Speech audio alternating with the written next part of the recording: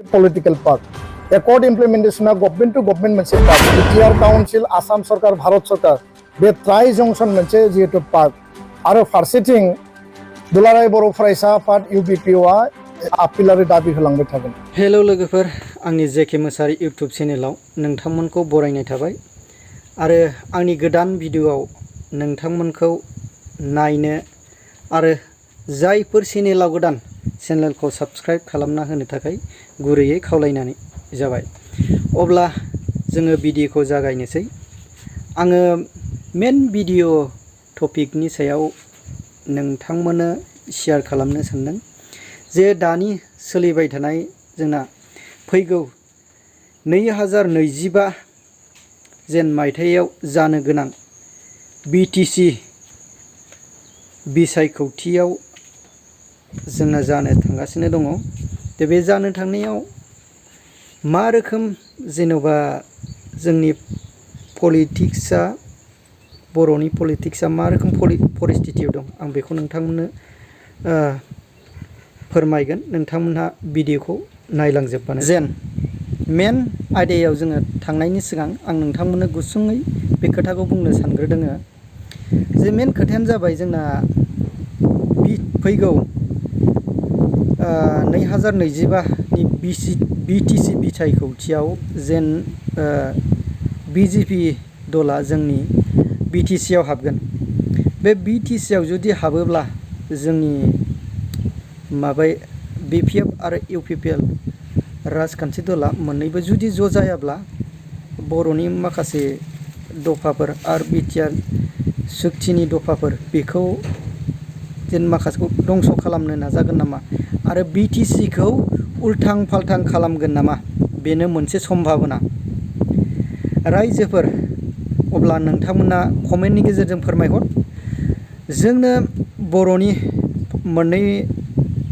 दला BPF आरो UPPL आ जेन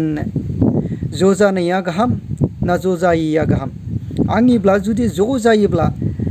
बहुद मोजां जागौ होननानै आं सानो आरो जोंनि माखासे जोंनि बर'निनो बे सोमावसारगिरि स्ट्रागोल खालामगिरि गोबाव समनिफ्राय स्ट्रागोल खालामबोनाय बर'नि फारसे दावहा नांबोनाय बिदा गिदिर XNDB आरो डियारनाब्ला सारमोन बिसोरो गनो थाखाय जोङो माखासे बिटिआर सुक्तिखौ मावनांगोन आरो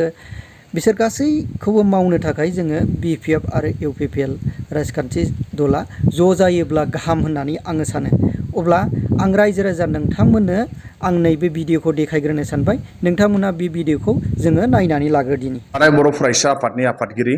दिपेन बर' बिथाङा भारत उदांस्रि सान 15 आगस्टआव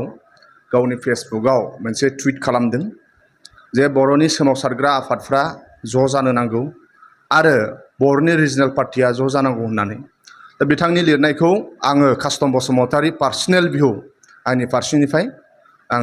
साबायखर बावो आरो दिपेन बर' आदा बुंनाय बादियैनो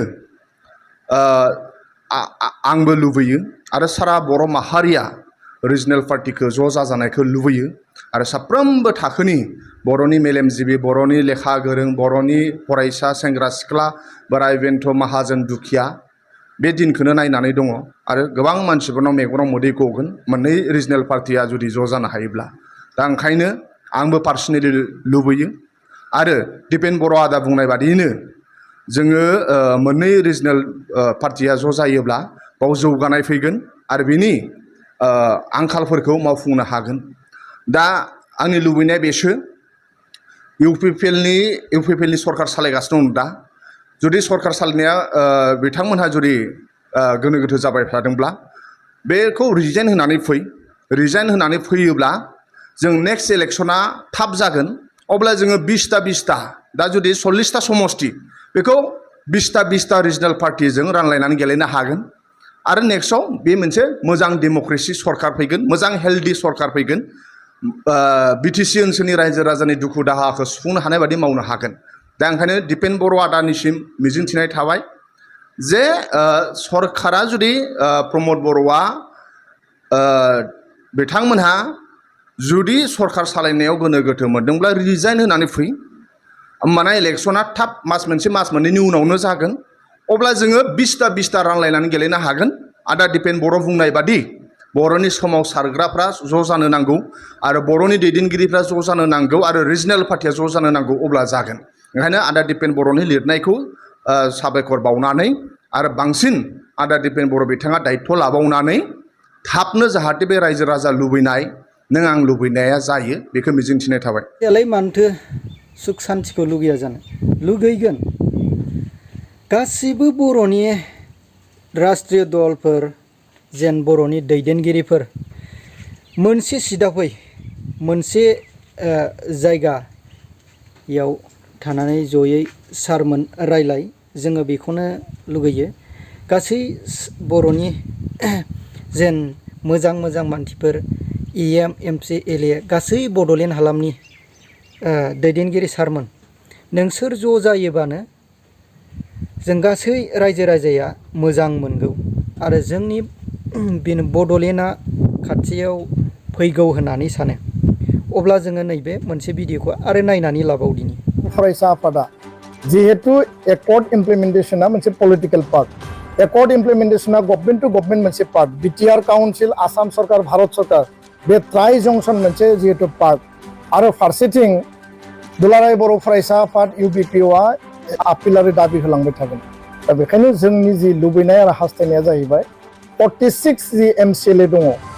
चिफ डेपुटि चिफ स्पिकार आरो EM MCLA गासैखौबो लाफानानै बिस्रा बयहाबो बिबान दङ जे एकर्डखौ मावफुंनायाव मोनसे गारां आरो मोनसे लामायाव फैनानै बिसोर बयबो खामानि मावनांगौ दुलाराय बर' फरायसा आफादनि मोनसे स्ट्रं आरो स्पेशल जे मोनसे हास्थायनाय आरो जे आपिल बे जाहैबाय जे 2020 सननि 27 जानुवारियाव जे बर' गोजोन गोरोबथा बिटिआर जि एकर्ड जादोंमोन NDPनि मोनब्रै आफाद आरो लोगोसेनो दुलाराय बर' फरायसा आफाद आरो UBPO भारत सरकार आसाम सरकार जि मोनसे नेशनेल कमिटमेन्ट बे स्टेटनि कमिटमेन्ट आरो बे एकर्डनि उनाव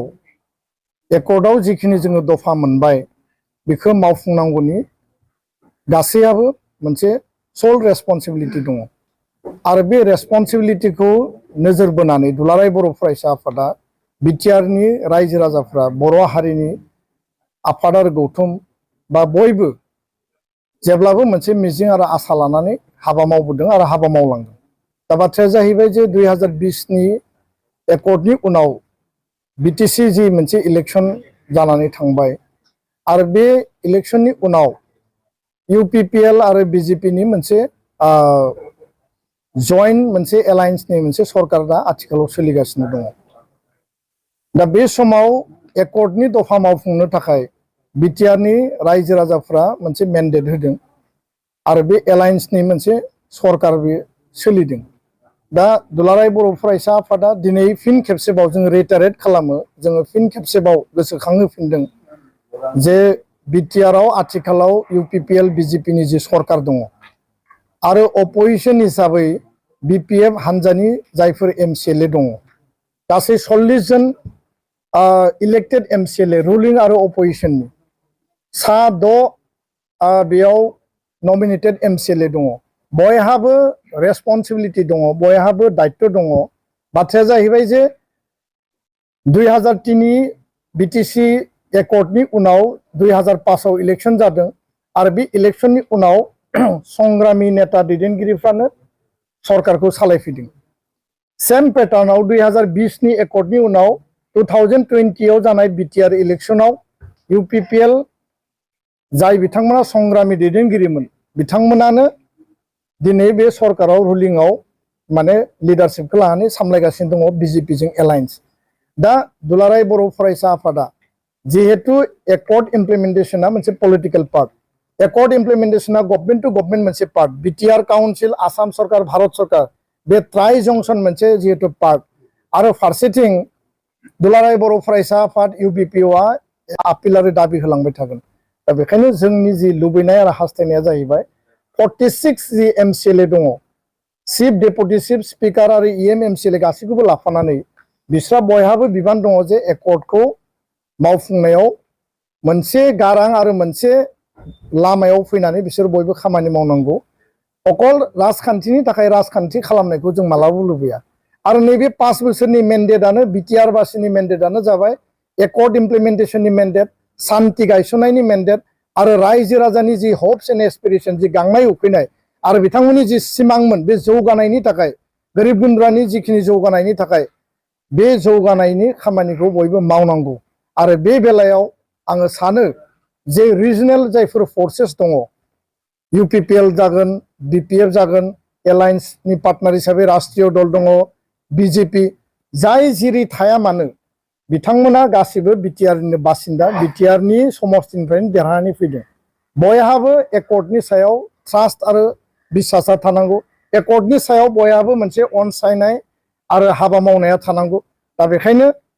अपोजिशनाव दङब्लाबो बिपिएफनि एमसिएलए बिथांमोनाबो संग्रामि नेता जातीय सत्ता जातीय संग्रामजों फैनाय आरो दिनै बिथांमोना मोनसे आन्चलिक दल 2003 नि उनाव 2005 आव दानानै आन्चलिक राजनीतिक दलखौ सामलायदों इउपिपिएलआव जायफोर दङ बिथांमोनाबो दिनै जातीय सत्ता जातीय आन्दोलन आरो संग्रामनि गेजेरजों फैनाय आरो बे हिसाबैनो बिथांमोनाबो मोनसे हानजा आन्चलिक हानजा माने रिजनेल पार्टी दानानै दिनै सरकाराव दङ आरो बिजेपिनि जायफोर जोंनि ओनसोलनिफ्राय दिनै एमसिएलए दङ बिथांमोनाबो बे आन्दोलनखौ 30-35 बोसोराव नुबोदों बे आन्दोलनखौ बुजिबोदों दा बेखायनो बर' हारिनि माने फार्स्ट एन्ड फरमस्ट लुबैनाया जाहैबाय बा बिटिआर ओनसोलनि रायजो राजानि लुबैनाया जाहैबाय जे शान्ति एकर्ड इमप्लिमेन्टेसना टाइम बाउन्ड आरो स्पिडि जानांगौ भारत सरकार आसाम सरकारखौ जेसेबां लेभेलाव नारसिननानै सरकार टु सरकार हाबा मावनांगौ आरो रायजो राजा गोरिब गुन्द्रानि जौगानायनि थाखाय हाबा मावनांगौ बिनि थाखायनो मोनसे इउनाइटेड मोनसे एफर्टआव हाबाफारिफोरखौ मावलांनांगौ होननानै दुलाराय बर' फरायसा आफादा दिनैनि समाव जोङो बयखौबो आपिल खालामो राजखान्थिनि नामाव राजखान्थि खालामनायखौ जों लुबैया आरो अकल पावार पलिटिक्स खालामनायखौ जों लुबैया पावार पलिटिक्सनि थाखाय नैबे 5 बोसोरा नङामोन आरो बेखौ जोङो मालाबाबो हास्थाया बे 5 बोसोर जि मोनसे एलायन्सनि सरकार बा एकर्डनि उनाव आन्दोलननि उनाव दानाय जि सरकार बे सरकारनि कमिटमेन्टआ जाबाय पिस गायसननाय एस्टाब्लिशमेन्ट सुक्ति मावफुंनाय आरो गोरिब गुन्द्रा रायजो राजानि सिमां आरो आसा आरो बिथांमोननि जौगानायनि थाखाय खामानि मावनाय बे मानि आथिखालनि 46 नाम्बार जेसेबां एमसिएलए दङ बयबो इउनाइटेड हाबा मावलांनांगौ आरो बे बेलायाव रिजनेल फर्सेस रिजनेल आन्चलिक दलफोरा संग्रामि मोनसे सत्ताजों फैनाय हिसाबै बिथांमोना बेयाव बांसिन बिबान आरो रेसपन्सिबिलिटि दङ आरो बेखायनो जोङो बेखौ हास्थायो आरो लुबैयो गोजोन्थों ना बेयो मोनसे पलिटिकेल कुइसन आरो राजनीतिक जोङो बाथ्राखौ बुंनो हास्थायाखै बा लुबैयाखै खोथाया जाहैबाय जे जोंनि जायगा जोंनि ओनसोल आरो जोंनि जातीय आन्दोलन जातीय जि मोनसे धारा आरो बड'फानि जि सिमां बेखौ फिउचाराव जों गायसननांगौब्ला जोङो बबे एजेन्डा आरो बबे अबजेक्टिभजों जोङो फैदोंमोन आरो फैयै फैयै दिनै जोङो बबे मोनसे स्टेजाव दंफैयो दा बेखायनो आङो जायफोरा जातीय आन्दोलनजों एस'सिएटेड नांथाबनानै आन्दोलननि धाराजों फैदों गोबां 5000 मानसिनि लाइफ बेयाव जिउ जोब्बाय मार्टियार जाबाय शहीद जाबाय आरो बिनि उनाव आखाइ आथिं बायनाय बेंगुरा जानाय जेल जानांबाय आरो बे संग्राम आरो आन्दोलननि सोमावसारनायनि धारायाव बड'फानि आन्दोलननिफ्राय बिएलटि आन्दोलन एनडिपि आन्दोलन जाय बिथांमोना दङमोन जाय बिथांमोना दिनै गुबुन गुबुन पलिटिकेल पार्टियाव दिनै हाबा मावनानै दङ बे व्यक्तिफोरा दिनै रियेलाइज खालामनायनि सम दङ आरो सम जादों आरो बे रियेलाइजेसनखौ लानानै फिउचाराव बिटिआर ओनसोलनि ग्रेटार इन्टारेस्ट आरो बिटिआरनि शान्ति एकर्ड इमप्लिमेन्टेसन आरो जौगानायनि थाखाय बयबो इउनाइटेड मोनसे सान्थौ सानस्रिजों हाबा मावनांगौ आं बेखौ स्पष्ट बुंदों पलिटिकेलि सोर सोरजों एलायन्स जागोन मा लेभेलनि डिसकास जागोन बे खोथाखौ जिहेतु जोङो मोनसे नन पलिटिकेल जातीय आफाद बे खोथाखौ आङो बुंनो थाङाखै जायफोरा पलिटिकेल पार्टियाव दङ जायफोरा जातीय धारा जातीय आन्दोलन आरो सोमावसारनायनि मोनसे सेप्टारजों फैनाय बिथांमोननि दैदेनगिरिमोन बे जोंनि लिडार्सफोरनियाव बा बे दैदेनगिरि बे कान्डारिफोरनियाव जि मोनसे दायित्व आरो रेसपन्सिबिलिटि दङ जिखि दलाव थाया मानो बे व्यक्तिफोरखौ बे सुबुंफोरखौ बे दैदेनगिरिफोरखौ मोनसे इउनाइटेड सिन्ता इउनाइटेड एफर्टनि गेजेरजों दहाय आं बुंनाया पिस गायसननाय एकर्ड इमप्लिमेन्टेसन आरो जौगानाय बे मोनथाम एजेन्डाखौ लानानै आवगायनांगौ आरो रेसपन्सिबल व्यक्तिफोरा बेखिनि खोथाखौ निस्सय बुजिगोन आरो बै दैदेनगिरिफ्रा बे खोथाखौ लानानै निस्सय सानगोन बेखौसो आङो आपिल होदों गोजोन्थों जोबोद साबायखर सेलुट खालामो जोंनिनो फरायसा आफादनि दिपेन बर' सार सारखौ जोंनि बर'नि जेसेबांनाखि दैदेनगिरि सारमोन दङ मोनसे सिटआव मोनसे खौसेथियाव लाबो सार जेन जोंनि बर'नि गासै आफादफ्रा ज' खौसे खालामनानै जेसेबांनाखि एमसिएलएफोर दङ बिसोर गासैबो जे बिटिआर सुक्तिनि दफाफोरखौ मावफुंजोबनांगौ आरो माखासे जेन गोनां फोरखौ जोङो इमप्लिमेन्टेसन खालामनांगौ बेफोरखौ इमप्लिमेन्टेसन खालामनो थाखाय जायफोर एमसिएलए